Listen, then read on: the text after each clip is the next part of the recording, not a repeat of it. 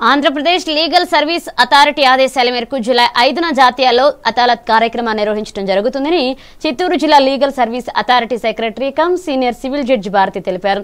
ఈ కార్యక్రమంలో భాగంగా శ్రీకాళహస్తి పట్టణంలోని సబ్ జైలును సందర్శించారు. జైలు రూమ్లోని పరిశుభ్రత, వంటశాల, స్టోర్ రూమ్ ను పరిశీలించారు. ప్రతి ఖైదీలతో మాట్లాడి వారి సమస్యలను అడిగి తెలుసుకున్నారు. ఈ కార్యక్రమంలో సబ్ జైలు సూపరింటెండెంట్ శ్రీకాంత్, న్యాయవాదులు, కోర్టు సిబ్బంది, పారాలీగల్ వాలంటీర్లు పాల్గొన్నారు. జైలు విజిట్ చేసిన తర్వాత ముద్దాయిలతో వాళ్ళ అవసరాలు వాళ్ళు ఎలా ట్రీట్ చేస్తారు అనేది, మళ్ళీ వాళ్ళ ఫుడ్ ఎలా ఉంటాయి అనేది నేను అన్నీ చూశాను. ఇక్కడ సూపరింటెండెంట్ గారు కూడా చాలా సపోర్ట్ చేశారు. వాళ్ళు ముద్దాయిలు కూడా ఎటువంటి కంప్లైంట్స్ కూడా నాకు ఎటువంటి రిసీవ్ కూడా చేయలేదు.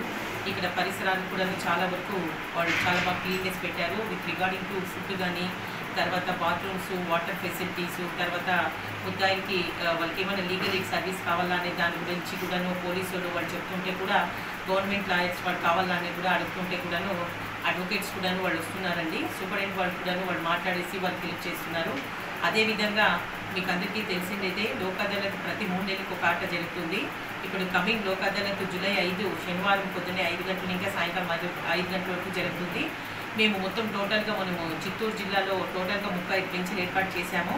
ఈ లోక్ అదాలత్ని చిత్తూరు ప్రజలు ప్రతి ఒక్కరూ సద్వినియోగం చేసుకునేసి ఈ లోక్ అదాలత్లో ఎటువంటి కేసులు ఉన్నట్టే ప్రతి ఒక్క civil matters, criminal cases, promissory note, cheque bounce case, ప్రాపర్టీవి అన్ని కేసులు ఉంటాయండి.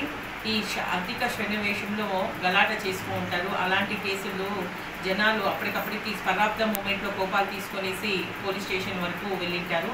అలాంటి కేసులు కూడా రాజీ చేసుకొనేసి మీరు లోక్ అదాలత్కి వస్తే అప్పుడు రాజీ చేసుకున్నాము అని అంటే అప్పుడు కోర్టు వాళ్ళు లోక్ అదాలత్ ఇస్తారు. ఒకటి లోక్ అదాలత్లో అవార్డు ఇచ్చిన తర్వాత దాని మీద ఎటువంటి అప్పీల్ కూడా ఉండదండి. సివిల్ కోర్టు అంటే సుప్రీంకోర్టుకు పోయినా కూడా అప్పీల్ ఉండదు. ఎందుకంటే ఇరు వర్గాలు రాజీ ఒప్పించి దాంట్లో సంతకాలు